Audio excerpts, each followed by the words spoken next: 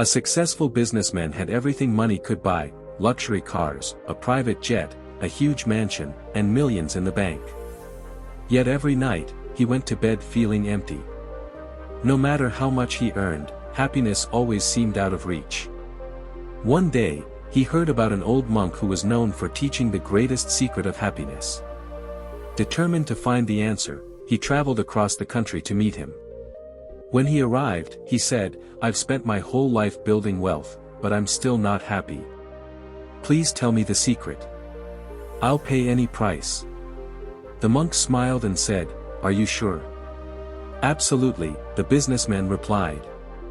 Without saying another word, the monk grabbed the man's briefcase, filled with cash, bank documents, and valuables, and suddenly ran away.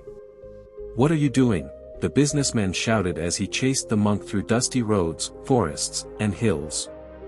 He ran harder than he ever had before. Finally, the monk stopped, placed the briefcase on the side of the road, and quietly walked away. The businessman rushed over, picked it up, and hugged it tightly. A huge smile spread across his face.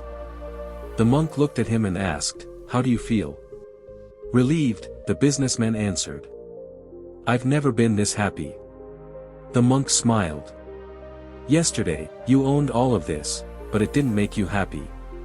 Today, you thought you'd lost it forever. The moment you got it back, you felt joy." The businessman stood there in silence.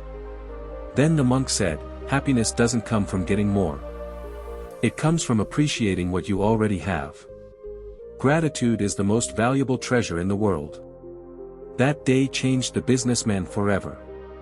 He still worked hard, but he stopped chasing happiness through money alone. He spent more time with his family, helped people in need, and learned to appreciate life's simple moments. Years later, when people asked him the secret of happiness, he always gave the same answer: the richest person isn't the one who has the most. It's the one who truly appreciates what they already have.